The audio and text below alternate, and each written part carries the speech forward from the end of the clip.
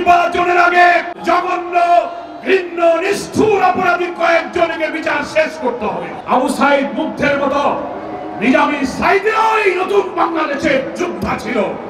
আমি খুব বিস্মিত হই, আপনি একজন নেতা এই কথা কি করে বললেন? ইভিএম আর পিআর কি এক হইল? ইভিএম হচ্ছে একটা মেশিনের নাম, নাকি বলেন? ইভিএম হচ্ছে একটা মেশিনের নাম, পিআর কোনো মেশিন নয়। পিআর হচ্ছে একটা ইলেকট্রাল সিস্টেম। আধুনিক দুনিয়াতে নিরপেক্ষ অবাধ নির্বাচনের জন্য এই পদ্ধতি আধুনিক গণতান্ত্রিক বিশ্বে গৃহীত হয়েছে। আপনি ইভিএম এর সাথে পিআর কে বাঙালিকে হাইকোর্ট ডাকালি হয় না। এখন বাংলাদেশের হকার, রিক্সাওয়ালা, ঠেলাওয়ালা, মুচিওয়ালাকে জিজ্ঞেস করবেন এইসব কথার ব্যাখ্যা, রাজনৈতিক খবর তাদের কাছে খুব ভালো আছে। কি বলেন? এরা ইভিএমও বোঝে, ইয়া পিআরও বোঝে। বলে এইগুলো দেখায় বাংলাদেশের মানুষকে বোকা বানানো যাবে না। পিআর মেনে নিন। নির্বাচনের আগে সবার বিচার হয়তো সম্ভব হবে না। জঘন্য ঘৃণ্য নিষ্ঠুর অপরাধী কয়েকজনকে বিচার শেষ করতে হবে। স্থানীয় নির্বাচন পার্লামেন্টের আগে আমরা দিতে বলেছি, কারণ নির্বাচন কমিশন কতটা নিরপেক্ষ, কতটা সক্ষম স্থানীয় নির্বাচন দিয়ে সেটা প্রমাণ করতে হবে। আমরা 16-17টা বছর একটা সুষ্ঠু নির্বাচনের জন্য ধৈর্য ধরেছি। কি বলেন, ঠিক কিনা?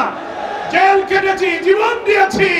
আমাদের প্রিয় নেতা মৌলানা নিজামী মুজাহিদ কামরুজ্জামান মীর কাসেম আলী কাদের মোল্লাকে ফাঁসিতে ঝুলিয়ে হত্যা করা হয়েছে।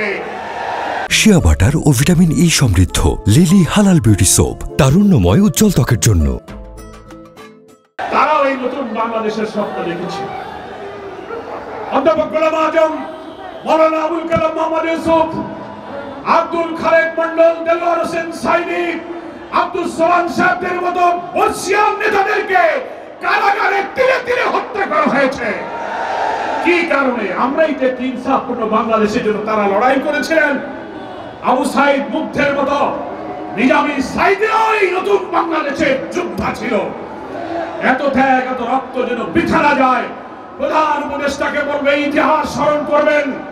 আমরা একটি নিরপেক্ষ অবাধ নির্বাচনে নির্বাচিত প্রতিনিধির কাছে ক্ষমতা হস্তান্তরের জন্য যে জাতি 17 বছর অপেক্ষা করতে পারে, প্রয়োজনীয় সংস্কার এবং বিচার শেষ করে আপনি বলেছেন জুনের মধ্যে নির্বাচন। আমরা বলছি জুন যেন ক্রস না করে, ফেব্রুয়ারি, ওকে আপনি ফেব্রুয়ারিতেই করুন।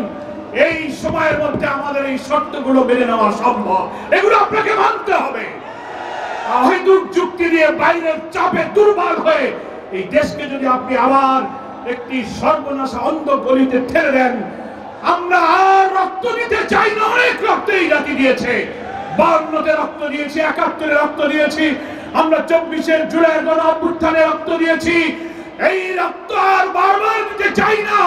এই রক্তেই সংগ্রাম হোক, শেষ সংগ্রাম।